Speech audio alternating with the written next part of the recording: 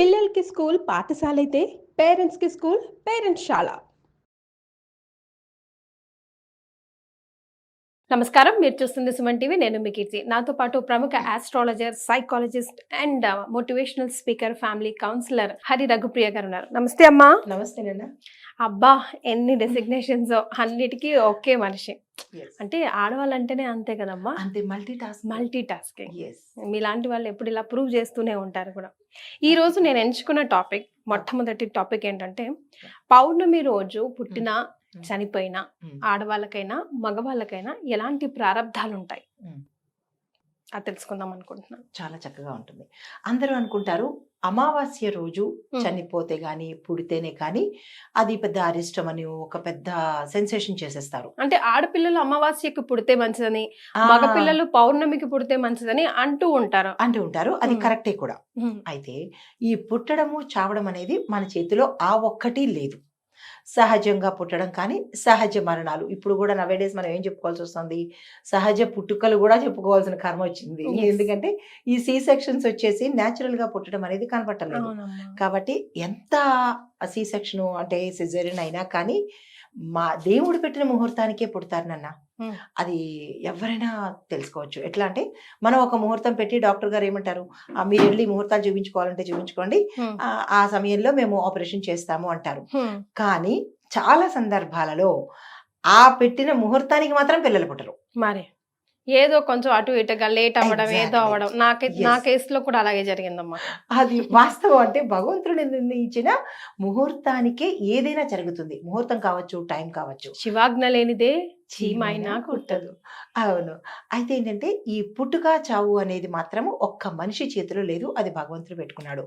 అది ప్రత్యేకంగా కొన్ని సందర్భాలలో అమావాస్య, పౌర్ణమి, ఏకాదశి, పండగల్లో కూడా వినాయక చవితి రోజు, శ్రీరామనవమి రోజు, ఇలా దసరా నవరాత్రుల్లోను, దీపావళి అమావాస్య రోజు, ఇట్లాగా ఏ సందర్భాలలో పుట్టాలి అనేది దైవ నిర్ణయము. అయితే మనకి మాత్రము కొన్ని ఆచారాలు, సంప్రదాయాలు శాస్త్రబద్ధంగా, ధర్మబద్ధంగా ఈ 4 విషయాలు చెప్పుకుందాము. అయితే పౌర్ణమి రోజు పుట్టినది, పౌర్ణమి అనగా అమావాస్య అనగా మనకి చంద్రుడి ఇంపార్టెంట్ ఎక్కువ ఉంటుంది. అంటే చంద్రుడి కళలను బట్టి పుడతారు. అమావాస్య పూర్ణంగా చంద్రుడు ఉండని సమయము, అంటే చంద్రుడు క్షీణ దశలో ఉన్న సమయం అన్నమాట. అయితే అది ఎప్పుడు ఆధ్యాత్మికంగా ఉంటుంది. ఆ పుట్టిన వ్యక్తి మంచి, అంటే ఆడపిల్ల అయితే ఇంక చెప్పక్కర్లేదు, అష్టైశ్వర్యాలతో మహాలక్ష్మి పుట్టింది అంటారు. కానీ ఆ పర్సెప్షన్ లేక మన పూర్వీకులు, అమ్మమ్మలు, నాయనమ్మలు, ఆ మేనత్తలు వీళ్ళందరూ ఏమంటుండేవారంటే, అమావాస్య రోజు పుట్టిందిరా, దరిద్రం రా, ఇది దొంగ అవుతుందిరా, వాళ్ళే నిర్ణయించి రాసేసినట్టుగా చెప్పేస్తారు. మరి డేషన్ వాళ్ళే తీసేసుకుంటారు. ఇది ఏమవుతుంది అనేది తర్వాత సంగతి. కానీ ముందు ఆ పిల్ల మనసులో ఇట్లాంటి బీజాలు వేసేస్తారు. అది అంటే ఆడపిల్లని తక్కువ చేయడము, మగపిల్లని హైప్ చేయడం అనేది మనకి సనాతనంగా వస్తున్నదే. సనాతన ధర్మంలో లేదు, సనాతనంగా వస్తున్నది అన్నమాట ఇది. అయితే పౌర్ణమి రోజు మగపిల్లవాడు పుడితే చంద్రుడు ఉచ్చ స్థితిలో ఉంటాడు. మగపిల్లడు కానీ ఆడపిల్ల కానీ చంద్రుడు ఉచ్చ స్థితిలో ఉంటాడు. కాబట్టి ఆ పుట్టిన బిడ్డ, whether it is girl or boy, ఆ సమయంలో పుట్టిన బిడ్డ మనోభావాలతోనూ, ఆధ్యాత్మికంగాను, కళలలోనూ, వాక్కులోనూ హై ఉచ్చ స్థితిలో ఉంటారు. వాళ్ళు ఏ రంగంలోకి వెళ్ళినా ఎక్కువ స్థాయిలో ఉండగలుగుతారు. ఇది వాళ్ళ పుట్టుకనికి సంబంధించింది. అయితే ఆధ్యాత్మిక పరంగా చంద్రుడి యొక్క కళలు ఎక్కువగా ఉంటాయి. చంద్రుడి ప్రభావం ఈ వ్యక్తి మీద ఉంటుంది. కాబట్టి చంద్రుడు మాతృకారకుడు కాబట్టి తల్లి అంటే కొంచెం ఎక్కువగా ఇష్టపడుతుంటారు. ఎప్పుడు పౌర్ణమి రోజు పుట్టిన పౌర్ణమి రోజు ఆడైనా మగైనా చంద్రుడికి సంబంధించి, చంద్రుడు మాతృకారకుడు కాబట్టి మన జాతకంలో అంటే జ్యోతిష శాస్త్ర ప్రకారము తల్లికి ఎక్కువ ప్రయారిటీ ఇవ్వడము, తల్లికి చేరువుగా ఉంచుతూ ఉంటారు. అయితే ఇంకా ఆధ్యాత్మిక పరంగా చూసుకుంటే వీళ్ళకి గత జన్మ కర్మలు ఎక్కువగా ఉంటాయి.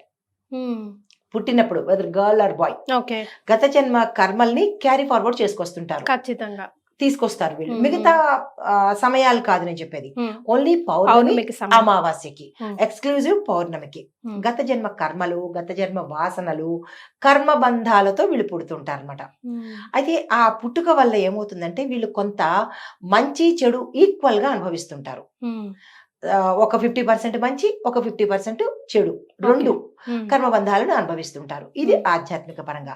అయితే ఆ పౌర్ణమి రోజు మరణిస్తే ఏమిటి? పుట్టినప్పుడైతే వీళ్ళకి అన్ని ఉచ్చ స్థితిలో జరుగుతాయి.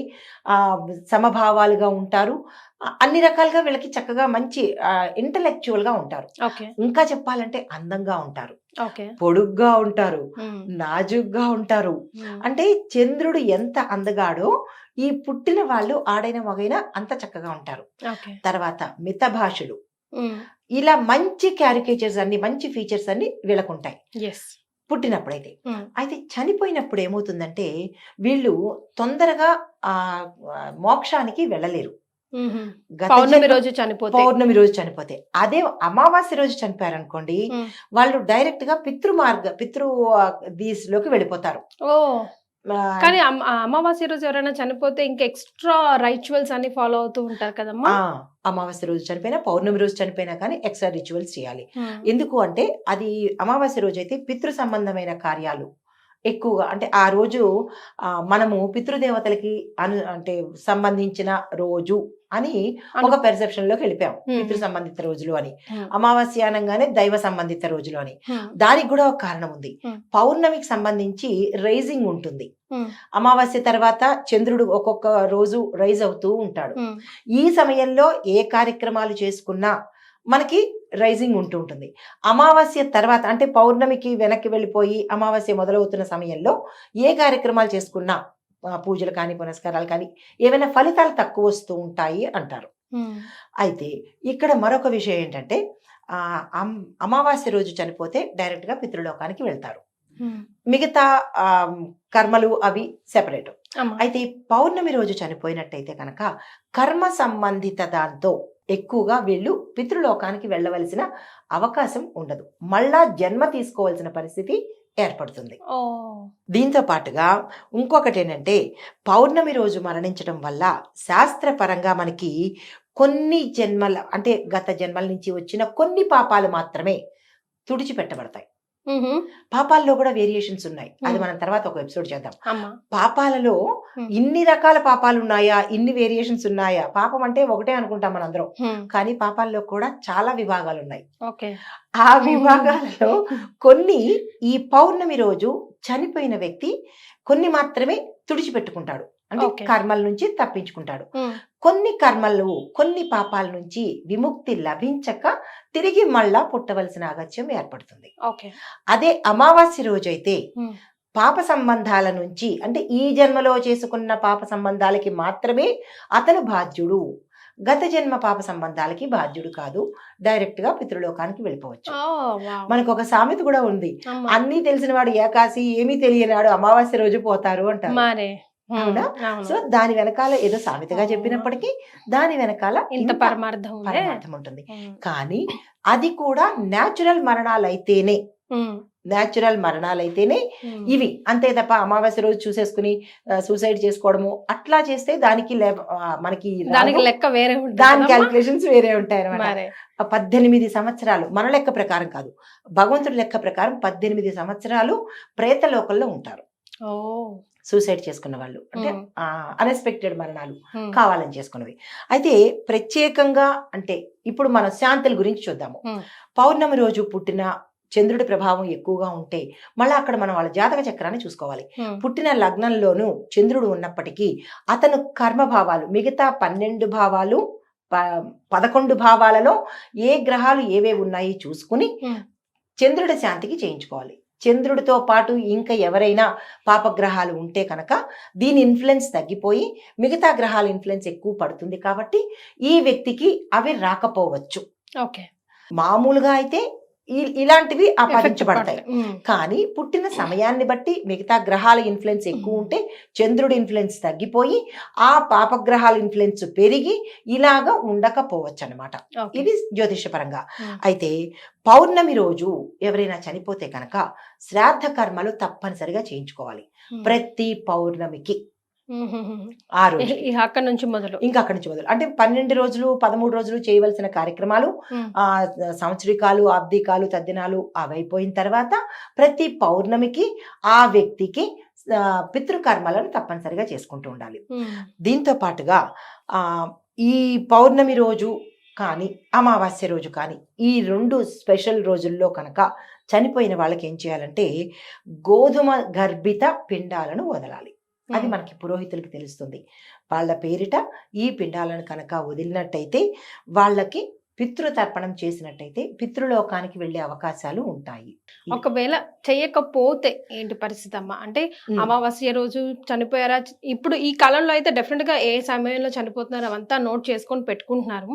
ఒకవేళ అంటే పుట్టుకకైతే ఎలాగో అవన్నీ మనం చూస్తాము, హ్యాపీగా సెలబ్రేట్ చేసుకుంటాం, కానీ ఇవే కదా కర్మదోషాలుగా వెంటాడేది. తర్వాత మన వంశం ఉద్ధరణలో పడాలన్నా కూడా పితృదోషాలే ఆపాదించబడతాయి. కాబట్టి ఒకవేళ అవి నెగ్లెక్ట్ చేస్తే మనకి ఎలాంటి సిమ్టమ్స్ కనిపిస్తా ఉంటాయి? చాలా మంచి క్వశ్చన్ ఇది.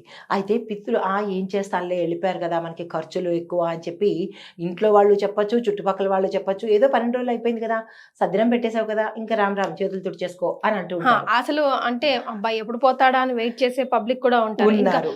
ఉన్నప్పుడే ఎప్పుడు పోతారా అని వెయిట్ చేసేవాడు పోయాక ఏం పెడతాడు వాడు పిండాకుడు, అదే పెట్టట్లేదు. అదే దానివల్ల ఏంటి వస్తుందంటే కనుక వాళ్ళు బాగానే వెళ్ళిపోతారు, కానీ వెళ్ళినప్పుడు వాడి ఆత్మ క్షోభించి వీళ్ళింట్లో ఏం జరుగుతుంది వీళ్ళు మర్చిపోతారు. కానీ వాళ్ళు ఎప్పుడైతే ఆ బంధం పోయిందో వాళ్ళు పితృదేవతల కింద ఆపాదించబడతారు. తండ్రి అయితే బ్రహ్మ, తాత అయితే విష్ణువు, ముత్తాత అయితే శివుడు. ఈ 3 తత్వాలు మనకి పిండాలు పెట్టేటప్పుడు కూడా 3 పిండాలు పెడతారు. అమ్మా మూడు అంటే నాన్నగారు, వారి నాన్నగారు, వారి నాన్నగారు, అమ్మ, వారి అమ్మ, వారి అమ్మ. అంటే అమ్మల కన్నా అత్తల్ని ఎక్కువగా తీసుకుంటారు. తర్వాత 4వ తరం దగ్గరికి వచ్చేటప్పటికి వాళ్ళు వసువుల్లో కలిసిపోతారు. ఇది గరుడ పురాణంలో మనకి చాలా చక్కగా ప్రస్తావన జరిగింది. అయితే ఇక్కడికి వచ్చేటప్పటికి పిండాలు పెట్టకపోయినా, వాళ్ళకి శాంతులు చేయించకపోయినా, దానాలు ఇవ్వకపోతే కనుక ఆ ఇంపాక్ట్ వాళ్ళు అక్కడ ఏడుస్తూ ఉంటారు. ఇక్కడ మనకి భోజనం పెట్టకపోతే మనం ఎంత అల్లాడుతూ ఉంటాము ఆకలికి, అలాగే అక్కడ వాళ్ళకి మనం పెడితేనే భోజనం ఉంటుంది. ఇక్కడ మనకి పక్కింటి వాళ్ళు తీసుకొచ్చి పెట్టినా పర్వాలేదు, లేదంటే మన చుట్టాలు తీసుకొచ్చి పెట్టినా పర్లేదు, లేదా మన హోటల్కి వెళ్ళి తినేసినా మనకు ఆకలి చల్లారుతుంది.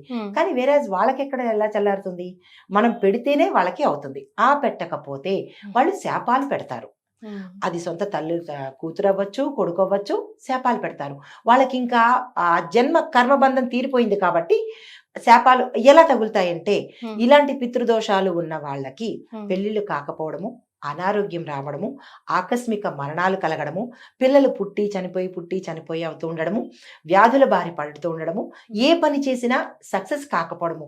చాలా మంది నాకు కాల్ చేసి అడుగుతుంటారు, మేడం ఎంత అప్పుల్లో ఉన్నాము, మాకు చాలా ఇబ్బందులు వస్తున్నాయి, చనిపోవాలని కూడా అనుకుంటున్నాము అంటే, వాళ్ళ గతం వదిలేసి నేను ఎన్నో పనులు చేశాను మేడం, కానీ మాకు ఏ పని కావట్లేదు, పెళ్లిళ్ళు కావట్లేదు అంటే ఎలా అవుతాయి? ఒకసారి వెనక్కి తిరిగి చూసుకుని వాళ్ళ కుటుంబంలో ఏమైనా ఇట్లాంటి పితృదోషాలు ఉన్నాయేమో చూసుకుంటే అన్నీ తీర్చిన వాళ్ళకైతే ఇవి కనపడవమ్మా. ఏదో ఒక చిన్న సమస్య కామన్, కానీ ఇన్ని సమస్యలతో ఒక వ్యక్తి, ఒక కుటుంబం బాధపడుతున్నారు అంటే తప్పకుండా మనకి తెలుస్తుంది పితృ దోషాలు ఉన్నాయి, పితృశాపాలు ఉన్నాయని. అది మన జాతక లగ్నంలో కూడా కనపడుతుంది, కుండలిలో కూడా మనకి కనపడుతుంది పితృదోషాలు ఉండి. కొంతమంది మర్చిపోతూ ఉంటారు చెప్పకుండా. ఇప్పుడు తాతగారిది పెట్టి తండ్రి చెప్పకుండా మర్చిపోయాడు అనుకోండి, మనవడికి అంత తెలియదు కదా. మరి వాళ్ళు ఏం చేయాలి అంటే కనుక వాళ్ళకి తెలిసిన వాళ్ళని కనుక్కుని ఈ డేటా తీసుకుని వీళ్ళు పెట్టినా కానీ వాళ్ళు ఉత్తమ గతులకి వెళ్తారనమాట. సో కంపల్సరీ ఈ రైచువల్ అయితే ఎప్పటికీ మర్చిపోకూడదు, ఫ్యామిలీ హ్యాపీగా లీడ్ చేయాలంటే. అంతే కదమ్మా. అంతే. థ్యాంక్ యూ సో మచ్ అండి. నమస్కారం.